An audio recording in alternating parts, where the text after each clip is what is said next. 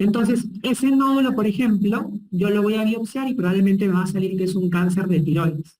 Entonces, ¿cuáles son los tipos de cáncer de tiroides que tenemos? Entonces vamos a tener nosotros estos cáncer de tiroides primarios, es decir, que van a derivar de la misma glándula tiroidea, o vamos a tener cáncer de tiroides secundarios, ¿no? Que quiere decir que van a ser metástasis, ¿no? Que van a ir a distancia a afectar a la tiroides.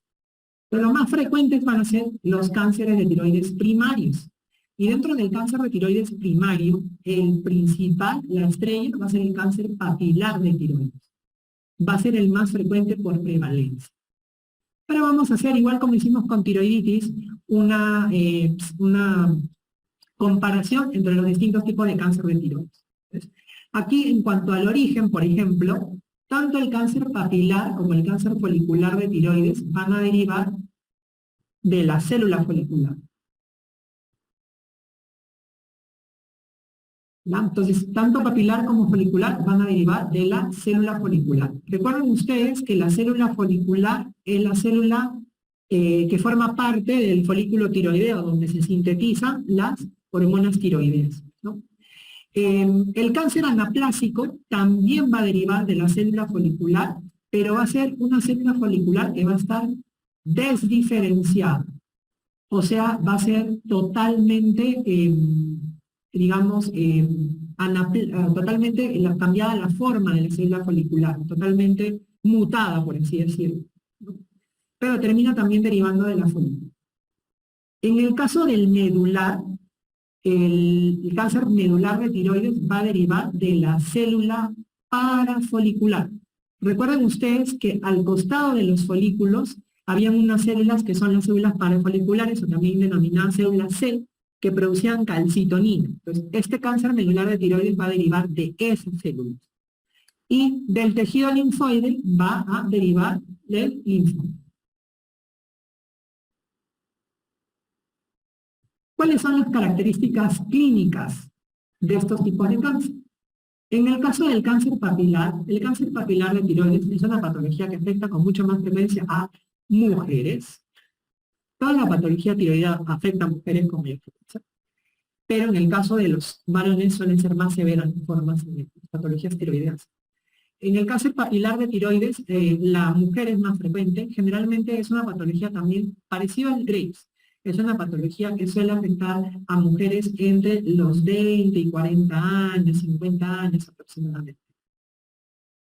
Este cáncer papilar de tiroides se relaciona mucho con la radiación, antecedente de radiación. De hecho, por ejemplo, esto se supo gracias a los accidentes nucleares que hubieron.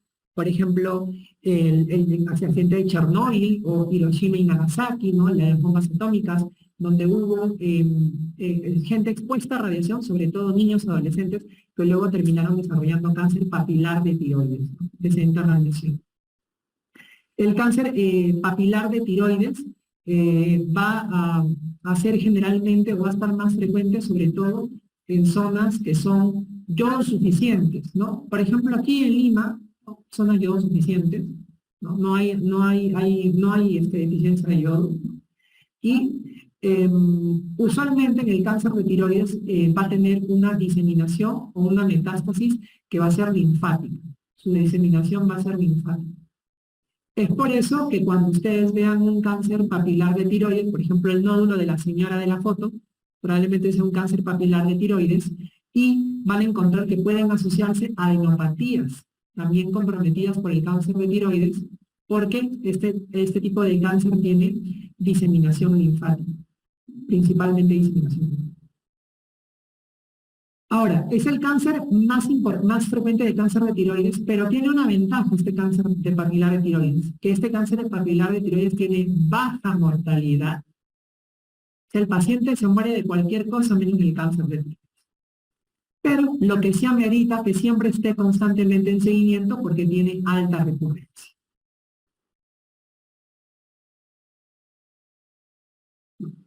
Entonces, cuando ustedes, por ejemplo, les ponen, imagínense que les ponen paciente mujer de 36 años, que es originaria de Lima, y que llega con un nódulo y le ponen todos los síntomas, los factores clínicos de malignidad. Le hacen una ecografía y le ponen todos los factores ecográficos de malignidad ¿Cuál es el cáncer más probable? Les ponen todos estos. Entonces ustedes, por epidemiología, por probabilidad, por frecuencia, va a ser un cáncer papilar de tiroides. No se les va a ocurrir marcar un linfoma o un medular, porque el papilar es el cáncer de tiroides más frecuente y precisamente es más frecuente en la población yodo deficiente, en mujeres, en ese rango de edad. En el caso del cáncer folicular de tiroides también es más frecuente en mujeres, solamente que es un poquito, de mujeres un poquito más, de mayor edad, usualmente más de 50 años se suele presentar el cáncer folicular de tiroides. A diferencia del papilar, es frecuente en zonas que son yodo deficientes, zonas yodo deficientes, como por ejemplo en la sierra de nuestro país, ¿no? También es un cáncer de tiroides que va a tener diseminación, pero la diseminación no va a ser linfática, sino la diseminación va a ser hematógena, o sea, va a ir a través de la sangre. Es por eso que van a ser con mayor frecuencia metástasis a distancia, a diferencia del cáncer papilar. Puede haber a distancia en el cáncer papilar, pero el folicular lo hace con mayor frecuencia porque tiene diseminación hematógena. La mortalidad del cáncer folicular de tiroides también es baja, tiene una mortalidad baja. Sin embargo, el papilar le gana. El papilar es el que tiene menos mortalidad de todos. Sin embargo, el folicular, si yo quiero compararlo con los otros, sigue teniendo baja mortalidad. En el caso del cáncer de tiroides anaplásico, es generalmente también patología muy frecuente en mujeres, generalmente pacientes adultos mayores de 70, 60 años, ¿ya? El cáncer anaplásico de tiroides, cuando uno hace el diagnóstico, es un cáncer que evoluciona rápidamente. Entonces, cuando uno lo diagnostica, el cáncer va a tener invasión local al diagnóstico, o sea, puede ser que haya compromiso de la vía respiratoria, de la vía digestiva, ¿no? Y también vamos a encontrar que va a haber media distancia. Y todo esto es al diagnóstico. ¿Por qué? Porque este cáncer de tiroides es el cáncer de tiroides de peor pronóstico. O sea, avanza rápidamente este cáncer de tiroides. El paciente, con cuestión de meses, lamentablemente fallece por este tipo de cáncer de tiroides. Gracias a Dios no está hombre. En el cáncer medular de tiroides, el cáncer medular de tiroides también es más frecuente en mujeres, sobre todo entre los 45 y 55 años. Y lo interesante del cáncer medular de tiroides es que el cáncer medular de tiroides puede aparecer aislado o asociado a otro tumor, a otros tumores endocrinos. Vamos a ver en la última clase la famosa neoplasia endocrina múltiple, en donde vamos a tener que la neoplasia endocrina múltiple de tipo 2 se va a asociar al carcinoma medular de tiroides, donde van a haber otros tumores endocrinos, como por ejemplo feocromocitoma, o vamos a encontrar tumores paratiroideos que producen exceso de paratormona. Entonces, esto en relación al cáncer medular, ¿no? Entonces, cuando vienen ahí mucho antecedente de la familia, que la hermana, la mamá tuvo, se asocian otros tumores endocrinos, entonces están pensando, ya, eso puede ser un cáncer medular de tiroides, ¿no?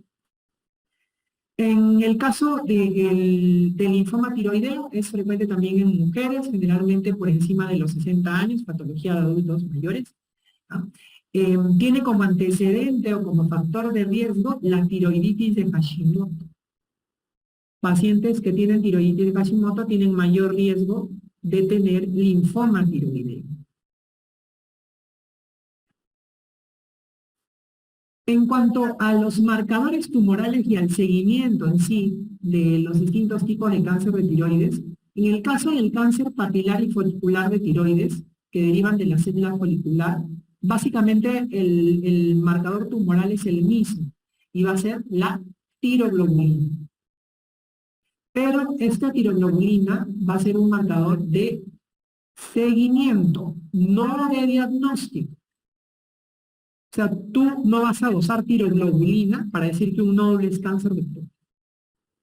La tiroglobulina es un marcador de seguimiento. O sea, yo voy a pedirlo cuando al paciente ya lo han operado y quiero hacerle el seguimiento para ver si el cáncer está activo o no. Ahí voy a pedir mi tiroglobulina.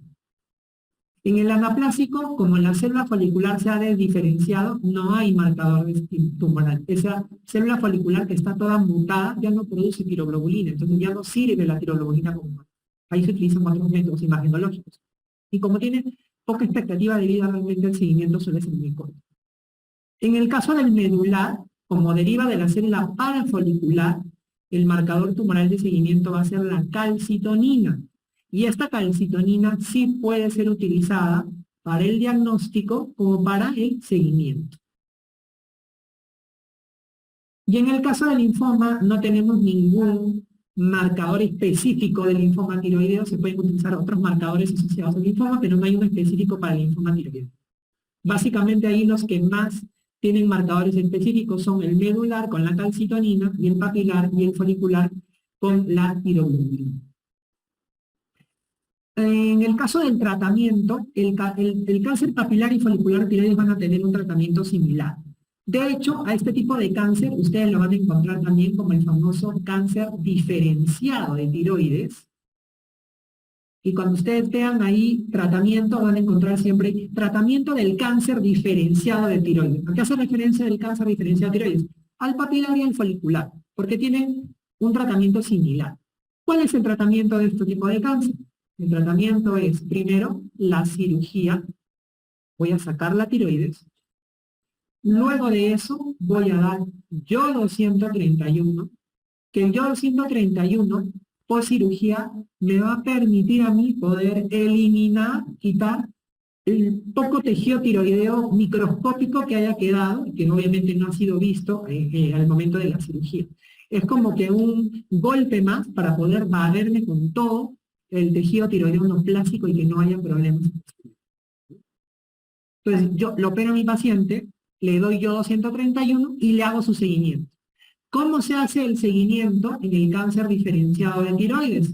El seguimiento es seguimiento bioquímico, con lo que ya hemos mencionado, el dosaje famoso de la tiroglobulina, y voy a hacer seguimiento imagenológico, que lo voy a hacer con ecografía cervical, porque acuérdense que esta patología hace mucha diseminación linfática.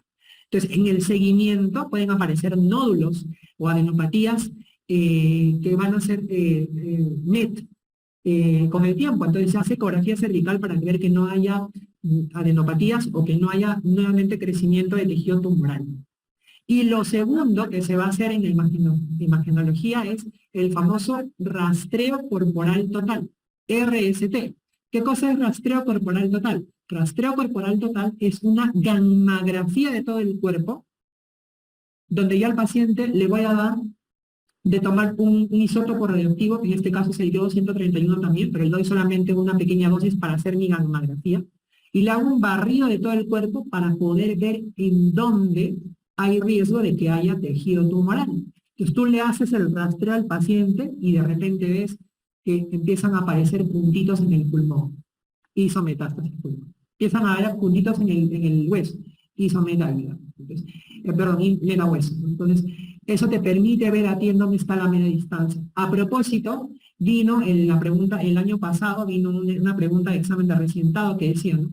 Paciente con cáncer papilar de tiroides, que lo operaron, recibió yodo. ¿Cuál es el examen imagenológico que permite valorar si hay presencia de metástasis o valorar si había enfermedad extratiroidea, algo así, ¿no? Entonces, ahí había dentro de las opciones gammografía, ¿no? Gammografía. Y algunos pensaban, no, gammografía es solo tiroides, y no marcaron gammografía. Marcaron tomografía, marcaron otra cosa. Pues aquí la respuesta es una gammografía, que la gammografía corporal total recibe el nombre de rastreo corporal total.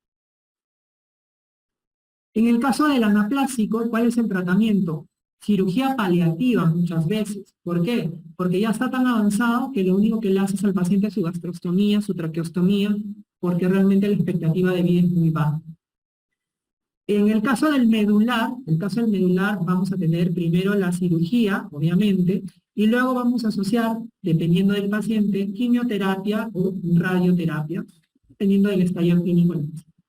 En el linfoma, bastante parecido, primero cirugía, y luego vamos a asociar quimioterapia o radioterapia, teniendo en cuenta que los pacientes con linfoma tiroideo son muy sensibles a la radioterapia.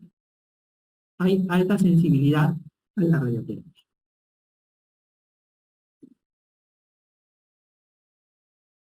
En el caso de los secundarios son raras las metástasis que pueden producirse a tiroides, pero generalmente si hay metástasis de otros órganos a tiroides, vamos a encontrar pulmón, vamos a encontrar mama, colon, riñón, como órganos que pueden hacer NET hacia tiroides, ¿no? Un cáncer de pulmón, cáncer de mama, cáncer de colon, cáncer renal, que hagan metástasis a la tiroides.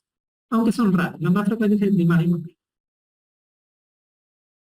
Bueno, y para terminar la parte de patología tiroidea, tenemos el síndrome del eutiroideo enfermo, ¿no? Entonces, en el caso del síndrome del eutiroideo enfermo, es una condición en la cual nosotros hablamos de un paciente que está críticamente enfermo, pero que no tiene una patología tiroidea previa, ¿no? Entonces, generalmente esta es la imagen del paciente. Es un paciente que va a estar en la UCI, en la unidad de cuidados intermedios, que va a estar en un piso de medicina, que está pasando o atravesando una situación crítica que no es un problema tiroideo. Una infección, un infarto, una pancreatitis, ¿no? Una cirrosis descompensada, una enfermedad renal descompensada, etcétera, que de repente en el estudio que le hacen se le solicita un perfil tiroideo porque se sospecha tal vez que pueda haber alguna alteración tiroidea.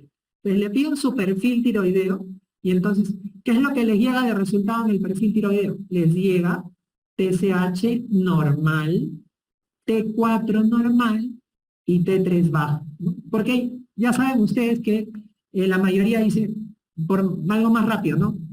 Hay que descartar que hay un problema tiroideo, perfil tiroideo. Entonces el perfil tiroideo les viene todo esto, TSH, T4, T3. Ahora ustedes que ya han pasado la clase conmigo saben que si yo pienso en hipo, solo le voy a pedir TSH y T4. Si yo pienso en hiper, le pediré los tres. Pero lo usual es marcar perfil tiroideo y le piden todo. Entonces, el paciente hace un esfuerzo y se hace los 3 exámenes y le sale ese perfil, ¿no? Entonces, ese perfil les llega en la visita a ustedes, ¿no? Entonces yo les digo, este paciente tiene hipotiroidismo, ¿cierto, chicos? Tiene hipotiroidismo este paciente, ¿cierto? No, este paciente no tiene hipotiroidismo, pero es lo que piensan muchos en la visita. Entonces hacen la interconsulta, ¿no? Paciente con hipotiroidismo porque la T3 está baja. Pero ya ustedes saben en la clase de hoy día que ese no es el perfil de un hipotiroidismo porque no calza. La TSH y la T4 están normales. Entonces, eso no es un hipotiroidismo. Simplemente que la T3 está baja. Entonces, hacen la interconsulta para poder ver qué es lo que pasa con este paciente. Ponen hipotiroidismo, probable hipotiroidismo. Uno llega aquí y se da cuenta que es este paciente el que recibe. O tal vez no está intubado, pero está en una situación crítica, ha tenido un infarto reciente, ¿no? Entonces está bajo una situación crítica. ¿Qué es lo que sucede cuando una persona está en una situación crítica dentro de los cambios hormonales que pueden haber? En el caso del eje tiroideo, lo que sucede muchas veces es que un paciente que está críticamente enfermo, en vez de producirse la conversión periférica de T4 a T3, la T4 se convierte en una T3 reversa. Acuérdense ustedes que la T4 se convierte a T3 en la periferia gracias a la acción de la deriodinasa tipo 1 y la de tipo 2. Pero ¿qué sucede en el paciente críticamente enfermo? No se inhiben estas enzimas y más bien se estimula la acción de la dihidrogenasa 3 que convierte la T4 en una T3 reversa.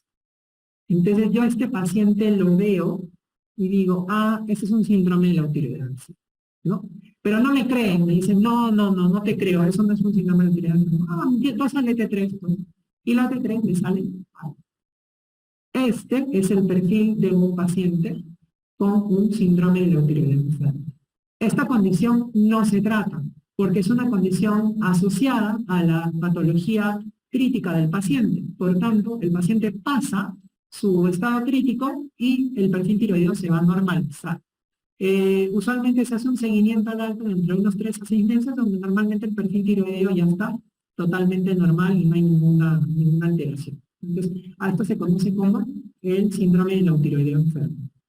Bueno, chicos, el día de hoy hemos hecho solamente patología tiroidea, entonces tenemos buen tiempo para preguntas. Voy a pedirles a Los chicos de soporte si pueden abrir también el chat para poder ver las preguntas. Y entonces voy a escuchar las preguntas si tienen alguna pregunta en relación a toda patología tiroidea, que es el tema más preguntado de endocrino, por eso les estoy dando más tiempo para poder valorar esto. Entonces, si hubiera alguna pregunta en el auditorio, mientras van activando el chat para poder luego leer las preguntas, los escucho, chicos.